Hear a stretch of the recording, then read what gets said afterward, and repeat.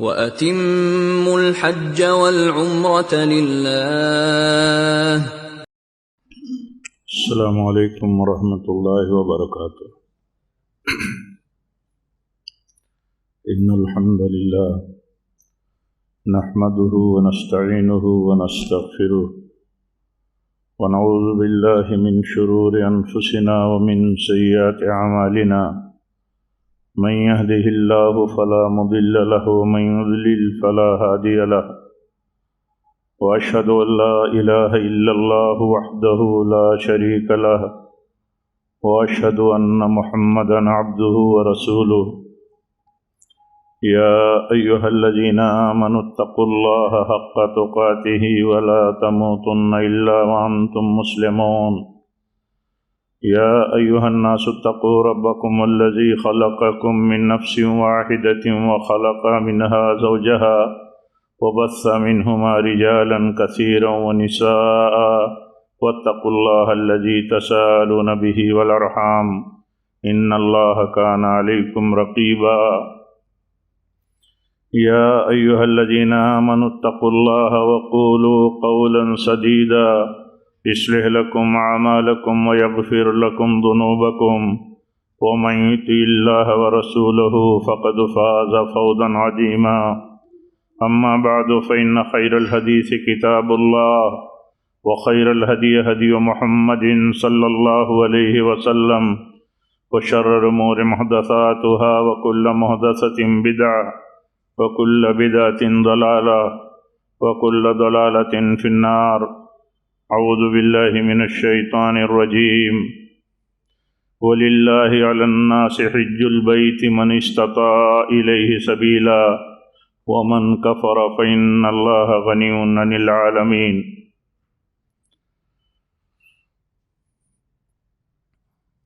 آج کے اس حج تربیتی اجتماع میں شریک جماعت کے معزز علماء کرام،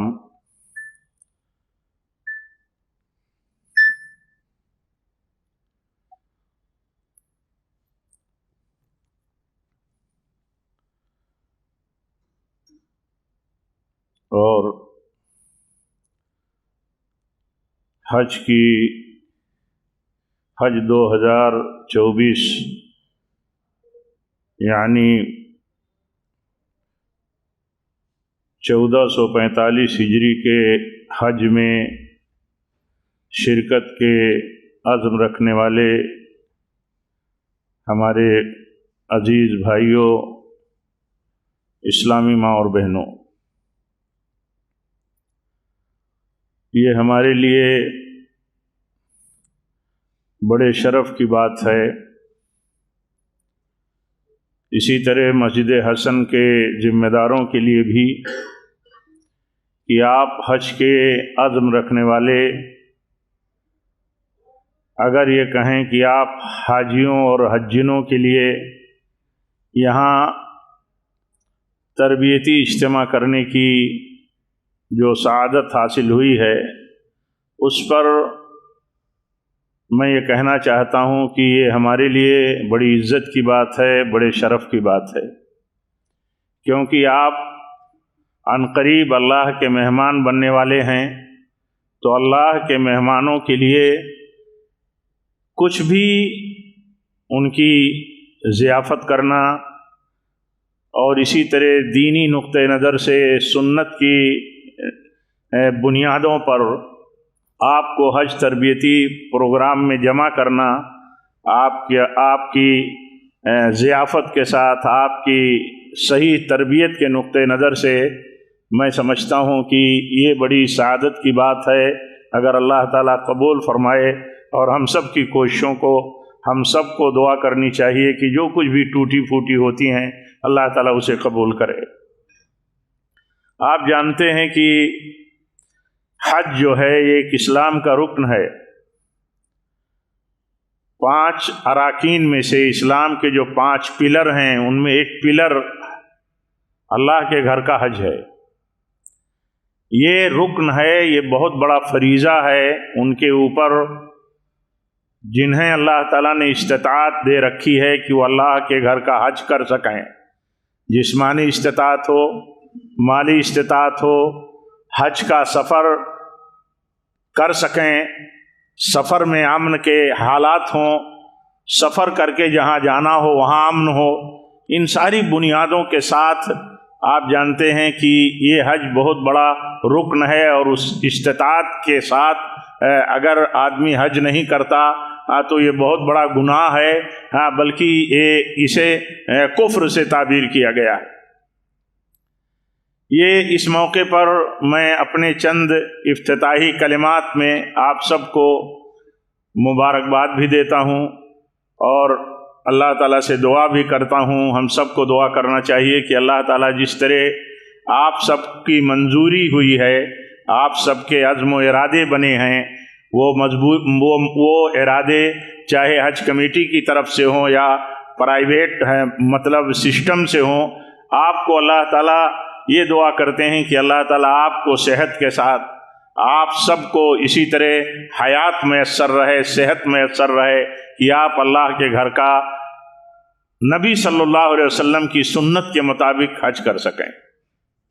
ये बहुत बड़ी सआदत है। हदीस में आता है, अल्लाह के नबी सल्लल्लाहु अलैहि वसल्लम फरमाते हैं, मन हज्ज हादल बैत फलम यरफुस वलम यफसुक रजा कयौमिन वलदत उम्मु।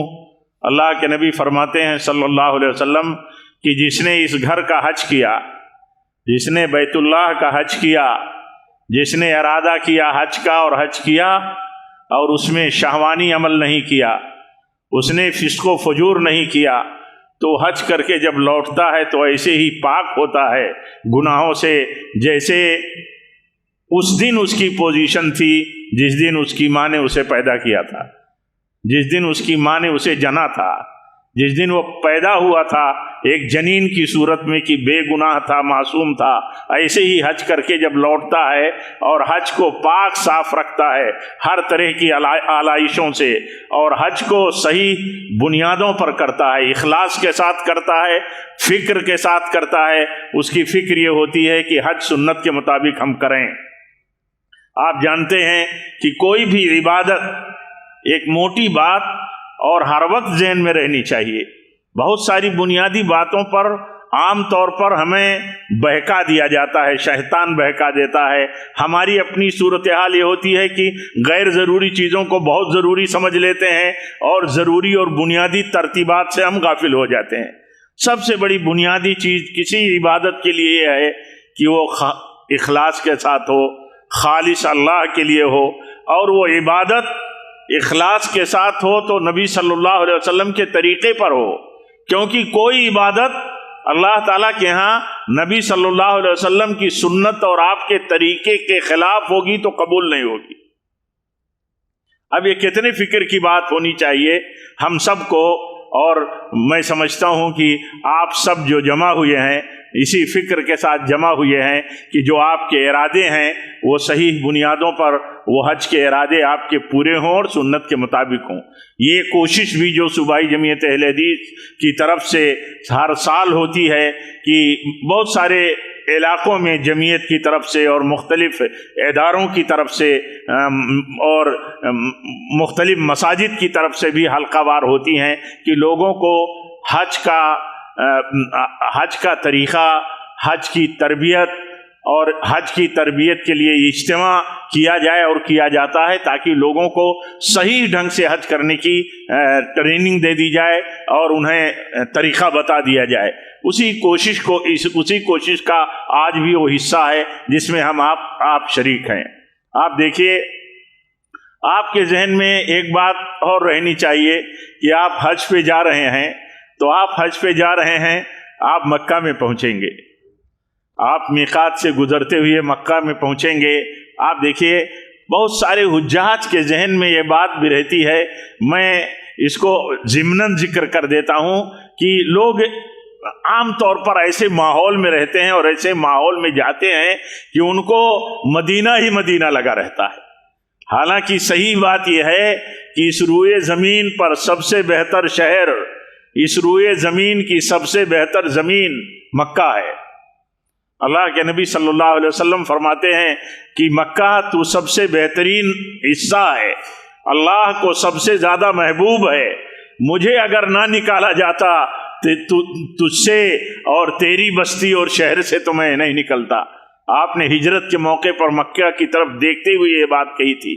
تو ایک حاجی کے دل میں مکہ کا احترام مدینہ کے احترام کے ساتھ یہ اس نقطۂ نظر سے بات کہی جاتی ہے کہ جس سرکل اور ماحول میں آدمی رہتا ہے، ماحول ایسا بنایا جاتا ہے کہ جیسے مکہ کے بجائے مدینہ ہی دماغ پہ رہتا ہے۔ بالکل مدینہ نبی صلی اللہ علیہ وسلم کا شہر ہے، دماغ میں رہے گا، محبت رہے گی، لگاؤ بے پناہ رہے گا، لیکن ماحول ایسا جیسے لگتا ہے کہ جیسے مکہ سے اونچاٹ لگنے لگتی ہے لوگوں کو۔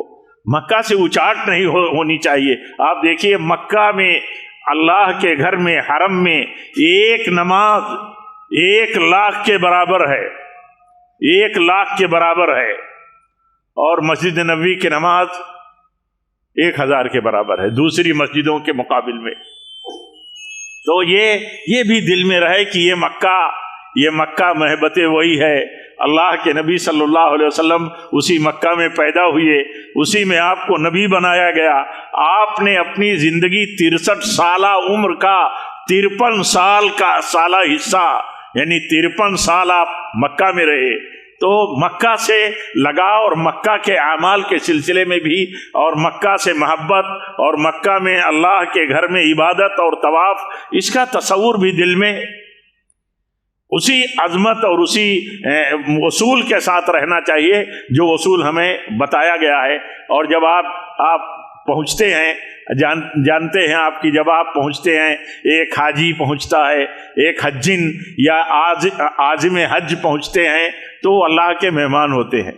یہ کوئی معمولی بات نہیں ہے، اسی لیے بات کہی گئی کہ آپ اللہ کے مہمان بننے والے ہیں۔ یہ بہت بڑے شرف کی بات ہے، یہ بہت بڑی عزت کی بات ہے جو اللہ کی طرف سے ایک حاجی کو، ایک حج کرنے والی خاتون کو حاصل ہے اللہ کی طرف سے، کہ وہ اللہ کے مہمان بن کر کے جاتے ہیں۔ اور ان کے بارے میں اللہ تعالیٰ نے اسی لیے کہا کہ اللہ کے نبی صلی اللہ علیہ وسلم نے کہ اللہ کے مہمان ہیں، یہ جو مانگیں گے اللہ ان کو دے دے گا۔ تو آپ حج پہ جا رہے ہیں، حج اخلاص سے، حج فکر کے ساتھ کہ پورا حج ہم نبی صلی اللہ علیہ وسلم کی سنت اور تعلیم کے مطابق کریں، اور اپنے حج کو ہر طرح کے گناہ، ہر طرح کے شہوانی باتوں اور عمل سے پاک رکھیں۔ یہ بہت ضروری ہے، کیونکہ حج کا ایک مقصد ہے، حج کی ایک فرضیت کی ایک ادائیگی کی ذمہ داری ہے، اور حج ایک مستطیع اور عازم حج کے لیے ایک بہت بڑی سعادت ہے۔ وہ کوشش کرے کہ اللہ تعالیٰ نے جو اس کے لیے مقام اور ٹارگیٹ دیا ہے وہ حاصل کرے، اور اس کے لیے دعا کرتا رہے کہ اللہ تعالیٰ اس کے عمل کو قبول کرے۔ اور کسی بات کی، کسی دباؤ کی، کسی سرکل میں چلا جاتا ہے آدمی، کبھی یہ ہوتا ہے کہ آپ حج کمیٹی آف انڈیا سے جا رہے ہیں، کسی بلڈنگ میں چلے جائیں گے، کسی حلقے میں، گروپ میں چلے جائیں گے جہاں مختلف فکر اور مختلف عقیدے اور مختلف عمل کے لوگ ہوتے ہیں۔ وہاں اگر آپ کی یہ بنیادی تربیت آپ کے ساتھ علم اور فکر کے ساتھ نہیں رہے گی، تو آپ عام طور پر کیا ہوتا ہے، عام طور پر آدمی اثرات، میجارٹی، اکثریت کے اثرات کو قبول کر لیتا ہے۔ لیکن جب یہ ذہن میں بات رہے گی کہ کوئی عبادت سنت کی مخالفت کر کے، سنت سے ہٹ کر کے قبول نہیں ہوتی، تو ایک حج کرنے والا اتنے بڑے مقصد کے تحت حج کرنے جا رہا ہے، تو وہ نبی کی سنت کی مخالفت لوگوں کو دیکھ کر کے، لوگوں کے اثرات کو قبول کر کے کبھی نہیں کرے گا۔ اس لیے اس مقصد کو بھی آپ ذہن میں رکھیے کہ اسی مقصد کے تحت آپ پڑھ رہے ہیں، سیکھ رہے ہیں، حلقوں میں بیٹھ رہے ہیں، علماء سے رابطہ کر رہے ہیں۔ آج اس حج تربیتی اجتماع یا کیمپ میں آپ تشریف لائے ہوئے ہیں، تو اس کا وہی مقصد ہو کہ ہم حج کرنا چاہتے ہیں سنت کے مطابق۔ کیوں؟ اللہ کے نبی حج کر رہے ہیں، اور آپ لوگوں کو سکھا رہے ہیں کہ مجھ سے اپنے حج کا طریقہ سیکھ لو، اور اپنے بعد والوں کو سب پہنچا دو۔ अपने बाद वालों को पहुंचाने का मतलब यही है कि जो हज का तरीका मुझसे तुम सीख रहे हो ये बाद वालों को पहुंचा दो, ताकि ऐसे ही बाद वाले हज करें मेरी उम्मत के लोग, जैसे मुझे तुमने हज करते हुए देखा है और तुम्हारे वास्ते से तुम्हारे बाद वालों को तालीम और इल्म और तरीका हासिल हो रहा है। इसलिए इसमें भी बहुत बड़ी नसीहत है हर हाजी के लिए, आपके लिए भी, और जितने लोग भी ये बात सुनते हैं वसूली मसले के हिसाब से भी, हज से मुताल्लिक भी, कि वो हज करें, कोई भी इबादत करें तो उनको ये फिक्र हो कि इबादत अगर सुन्नत के मुताबिक नहीं हुई तो इबादत कबूल नहीं होगी। सुन्नत के मुताबिक इबादत, और सुन्नत के मुताबिक इबादत के लिए लाजिम है कि आदमी को सुन्नत का इल्म हो। इल्म नहीं होगा तो सुन्नत के मुताबिक अमल नहीं किया जा सकता है। आज के इस इज्तिमा में आप चाहेंगे, आप जो वक्त बाद में लास्ट में बताएंगे, तो कल के इज्तिमा में भी जो तरतीब आप तय करेंगे इंशाअल्लाह, जो एक्सपर्ट हैं हमारे अहले इल्म, जमात के उलमा, हमारे शेख इनायतुल्लाह मदनी हफ़ज़हुल्लाह हैं, हाँ शेख हमारे अभी जामिया इस्लामिया से दुक्तूरा करके आए हैं शेख जावेद नदीम मदनी हफ़ज़हुल्लाह हैं, और ऐसे ही डॉक्टर फ़ारूक अब्दुल्ला नारायणपुरी हफ़ज़हुल्लाह हैं। इंशाअल्लाह वो कल के प्रोग्राम में रहेंगे। और ऐसे ही आपको अमली तौर पर सिखाने के लिए हम सब के मतलब एक एक्सपर्ट हैं हम सब में शेख अंसार ज़ुबैर मदनी हफ़ज़हुल्लाह, और ऐसे ही हमारे अजीज़ अल्ताफ़ रहमान सलफ़ी हैं। इंशाअल्लाह ये सब आपको वसूलों और सुन्नत के मुताबिक हज का तरीक़ा सिखाएंगे, और आप सीखें दिल से। आपकी जो शुबहात और इश्कालात हों उसके लिए आखिर में वक्फ़ा भी दिया जाएगा कि आप सवालात कर लें, कर सकें, और आपको इंशाअल्लाह किताब व सुन्नत और सलफ़ के तरीक़े की रोशनी में आपको जवाब भी अल्लाह ने चाहा तो मिलेगा। तो ये चंद कलिमात मुझे आपके सामने इफ्तिताही तौर पर प्रोग्राम के आगाज़ के लिए आपसे ये टूटी फूटी बातें जो मैंने कलिमात कहे हैं इसलिए मैं आया, ताकि मैं मतलब प्रोग्राम के आगाज़ के सिलसिले को थोड़ा सा आगे बढ़ा दूं, ताकि आप दिल जमई के साथ आगे की कार्रवाई सुने। मैं किसी बड़े एक मतलब मुस्लिम पर्सनल्लाह के इजलास में था, बहुत दिनों की बात है, तो इफ्तिताही कलिमात कहने के लिए एक बड़े आलिम को बुलाया गया, जबकि उनकी तरतीब अखीर में थी। तो उन्होंने कहा कि लगता है मुझे इसलिए बुला लिया गया ताकि मैं लोगों को जमा कर दूं, मुरतब कर दूं, यकसू कर दूं, ताकि हमारे बाद में आने वाले हमारे मेहमान बोलने वाले इत्मीनान के साथ अपनी बातें और मतलब अपना दर्स और अपना बयान रख सकें। तो मैं समझता हूं कि इसी तरतीब का आज मैं भी एक हिस्सा हूं कि आप सबको मैंने जमा कर दिया। आप इकट्ठा अल्लाह के फजल व तौफीक से यकसू होकर के बैठ गए। हमारी वो अजीज बहनें और माएँ जो हज के लिए जा रही हैं वो भी अल्हम्दुलिल्लाह तशरीफ़ लाई हैं। मैं अपने मतलब अपने उलमा से ये कहूँगा कि वो भी तशरीफ़ रखती हैं मस्जिद के बालाई हिस्से में, उनका भी पूरा इंशाअल्लाह ख्याल वो रखेंगे, ख्याल आप रखेंगे। अल्लाह ताला आपके अज़्म को, आपके सफ़र को अल्लाह ताला आसान कर दे, आपको ज़िंदगी के साथ सेहत के साथ ये हज की तौफ़ीक अल्लाह ताला दे दे और पूरी करा दे, और वो हज हासिल हो जिसे हज मबरूर कहा जाता है, जिस हज मबरूर का बदला अल्लाह के नबी सल्लल्लाहु अलैहि वसल्लम फरमाते हैं जन्नत के सिवा कुछ नहीं, जन्नत के सिवा कुछ नहीं है। तो वो हज मकबूल आपको हासिल हो। और आपसे गुजारिश है मैं अपने लिए, मुल्क के लिए, जमात के लिए और अहले हदीसाने हिंद और इस्लामियाने हिंद के लिए भी, पूरे वतन के लिए भी गुजारिश करता हूँ कि आप जाएं वहाँ, तो हम सब के लिए, अपने वतन के लिए भी हर तरह खैर और भलाई की दुआ करें। ये इस बात का भी आप ख्याल रखेंगे इंशाअल्लाह। अक़ूलु क़ौली हाज़ा वस्तग़फ़िरुल्लाह ली व लकुम व लिसाइरिल मुस्लिमीन व आख़िरु दावाना अनिल हम्दुलिल्लाहि रब्बिल आलमीन। वस्सलामु अलैकुम व रहमतुल्लाहि व बरकातुहू।